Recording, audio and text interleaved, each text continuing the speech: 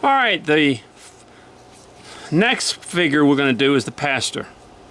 He's the same thing. He's from the same cutout, in other words, but let me show you what I did. This is the cutout here, where it just comes around. Okay. All I did was make the head come down here because he's going to be looking down. I bent his head from coming from here into here. So that makes him looking down, okay? That's how you alter patterns, in other words, to fit your needs. I know it may not explain a whole lot to a lot of you, but you alter a pattern. You use the same pattern, you alter it, and that works for you. Okay. Now, let's go ahead and work on the head.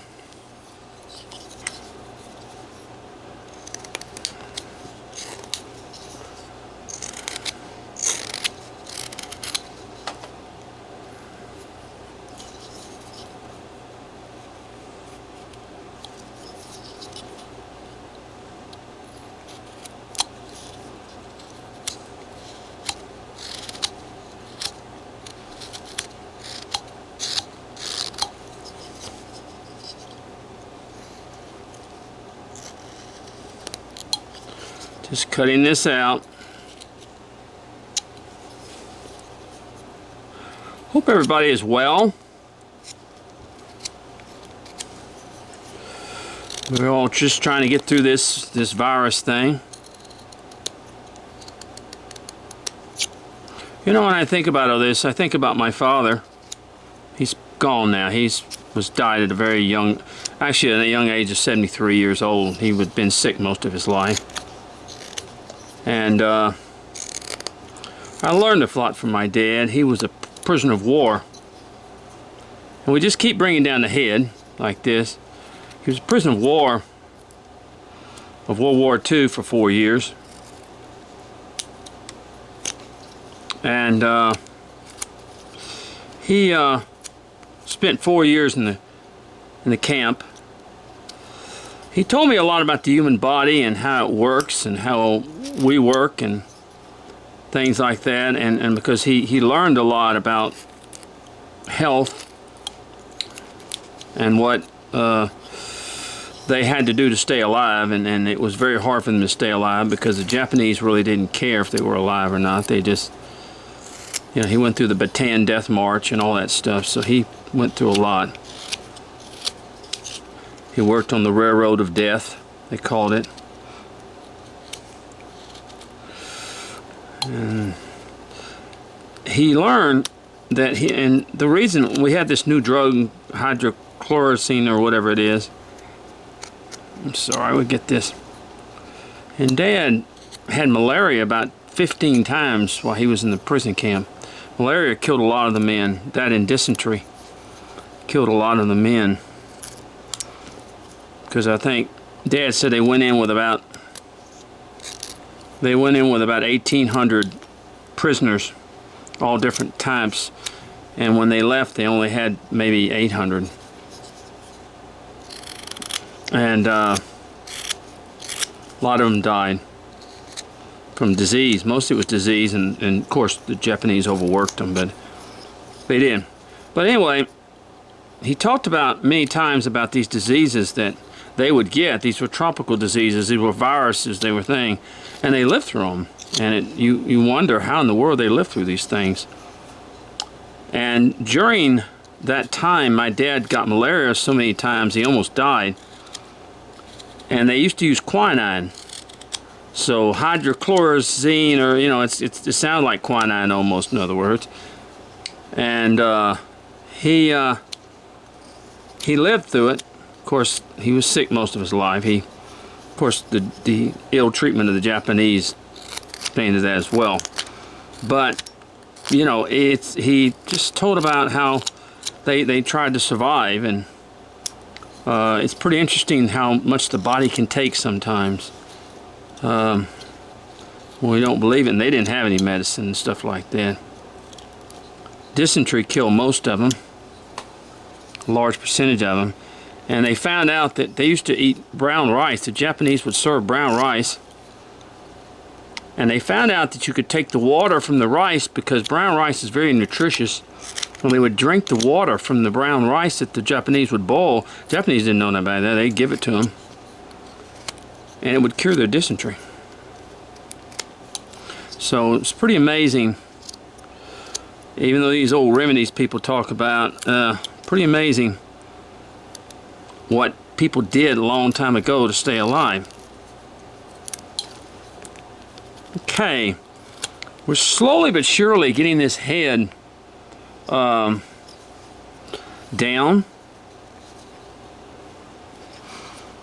but he had a lot of issues in his life, poor thing. He was sick a lot from the terrible treatment and the diseases that he suffered through World War II, and it finally, in his last days, killed him of these having to live through that. All right, now let's look at this.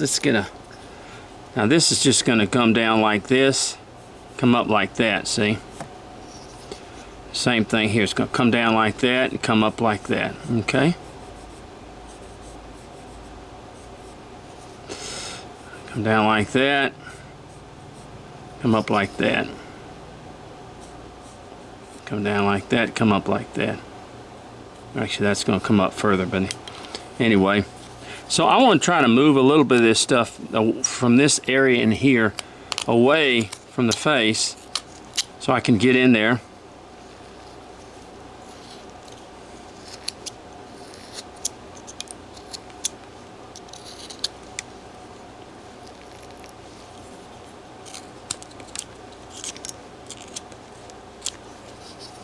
Do the same over here.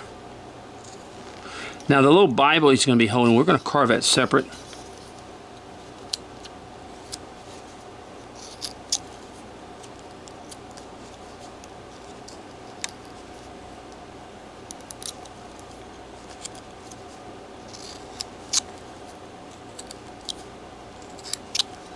Okay. So we're just moving a little bit of this while I can, getting a little bit of this from out here.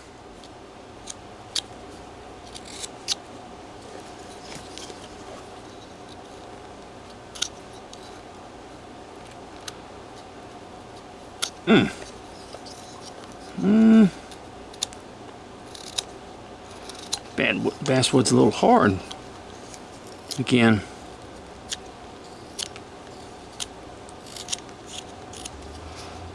Okay, I just want to come up in here, clean that up a little bit, okay, while I can.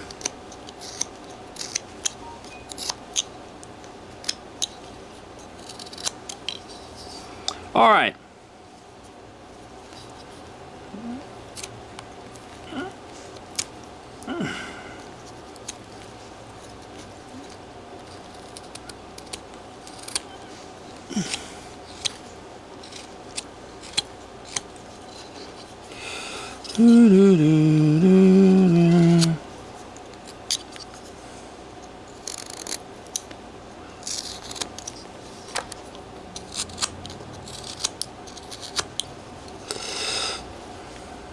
Okay, let's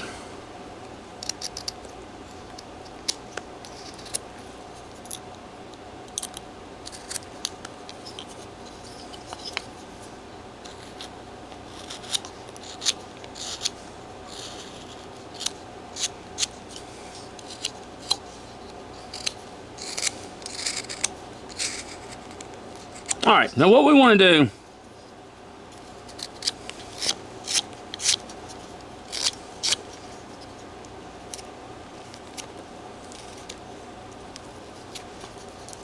is on both sides kind of bring, see, the nose will be somewhere around, let me see,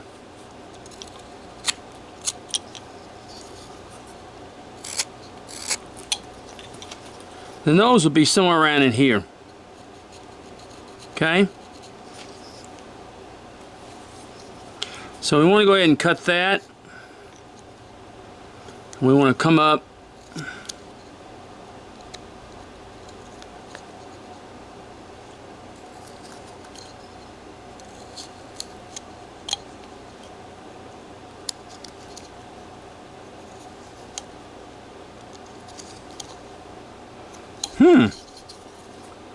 this stuff a little bit stringy. And when we want to come up here above the nose, and we want to go ahead and cut our where our eyes are.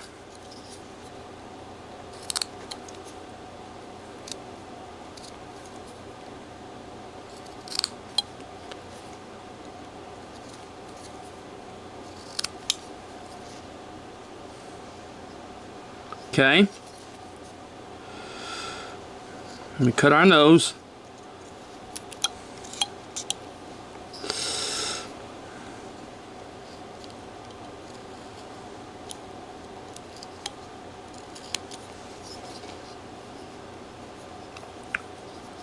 Okay. We want to bring this all back a little bit.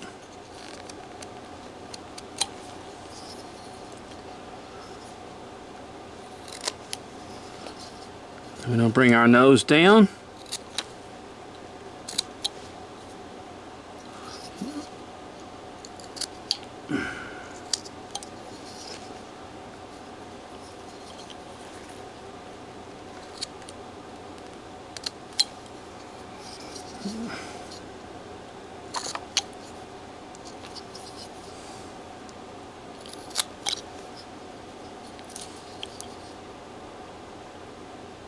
Okay.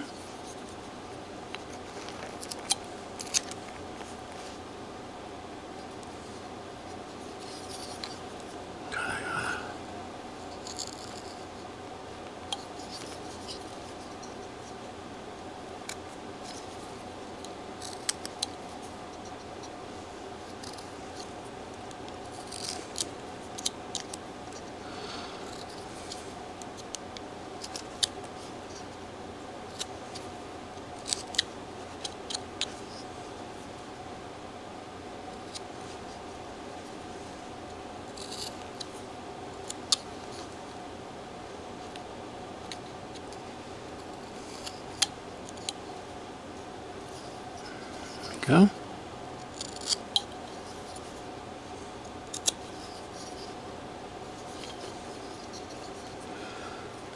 We want those eyes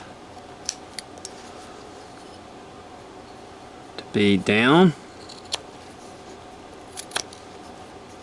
All right. What we want to do is we want to draw our line coming across here, coming across here, coming down to here where our ears will be. We're going to go ahead and cut that. Cut it. Go ahead and remove some wood. Cut it.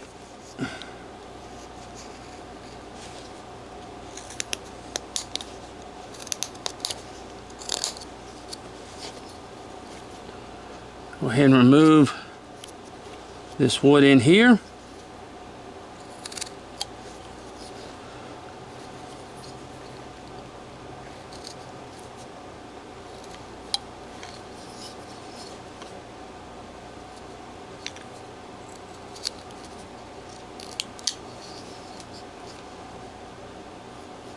Okay, let's cut it some more.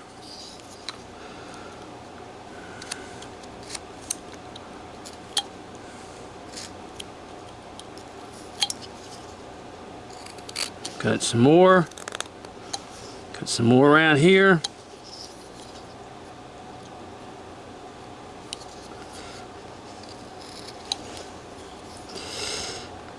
Let's come up on this just a little bit right here.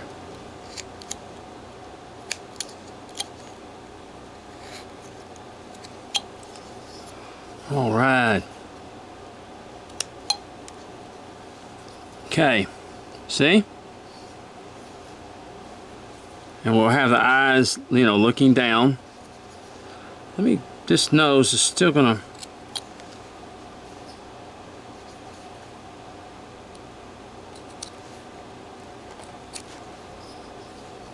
Okay. Now we want to come up underneath here and we want to cut to get some depth to our face.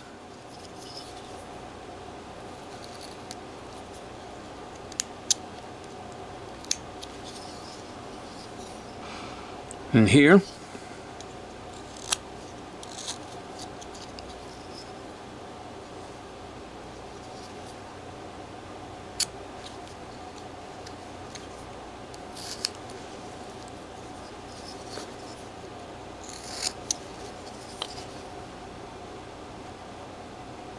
Okay.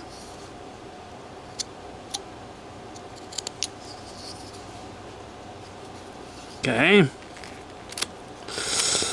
Let me bring all this.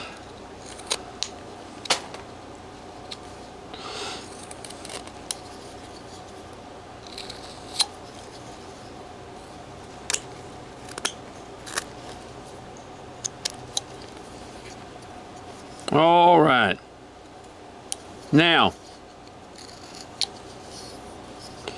and we're going to come up here and we're just going to kind of bring that in here. It's kind of hard to see, but I'm trying to bring this. There we go. Bring this up in here, which we're doing. It's just kind of hard for you to see because this is in the way.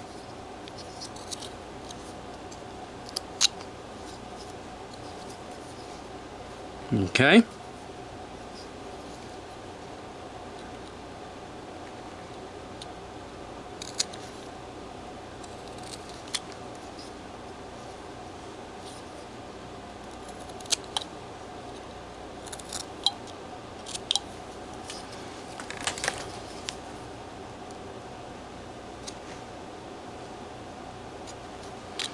Just going around the little nose a little bit, kind of setting it where I want it. All right, now let's go ahead and do our ears. Where's my, I tell you what, me and my pencil, we are heck. So we want the ears to come, of course, make our C's.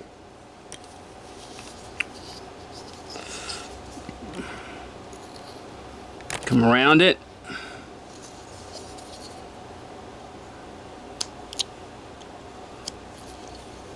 See, the characters really are very similar in the way they're being carved, but each one of them gets a little bit of a look himself to it.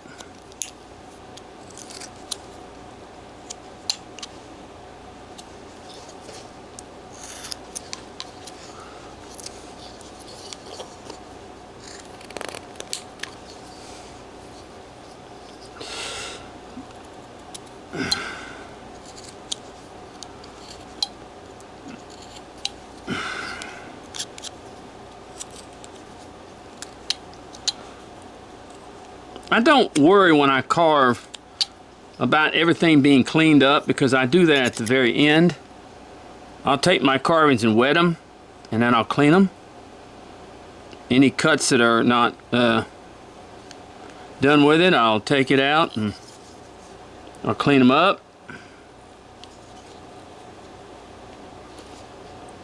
When you do this flat plane carving, you want it to look rough. You really do. And I know that's hard for a lot of people to understand what I'm talking about.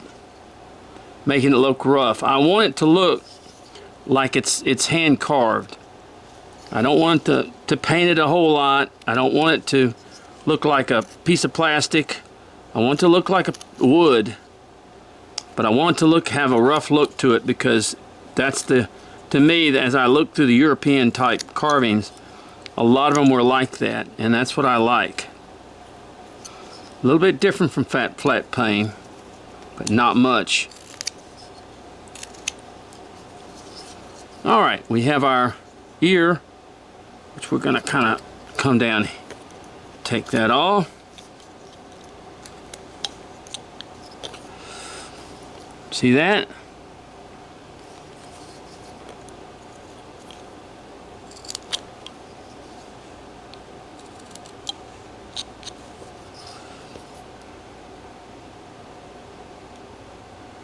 Okay.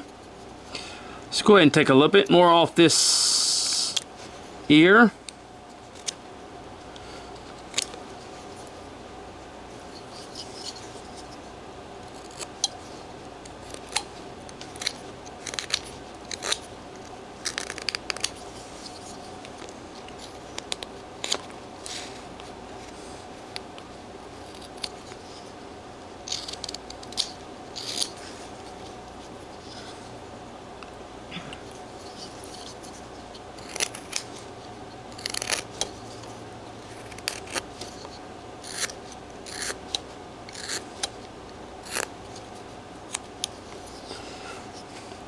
And also, I carve pretty fast. I do. As you can see, I'm a pretty fast carver.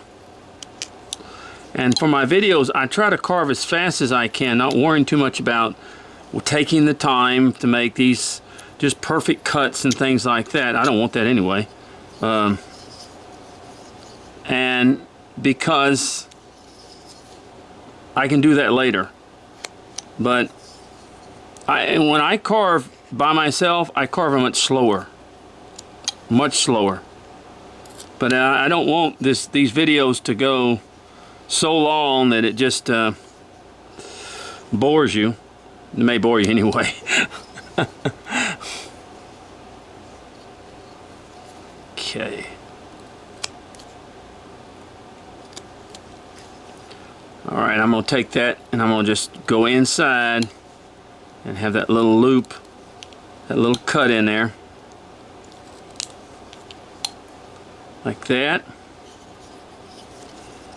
Same thing here. Take the knife and just kind of swing it.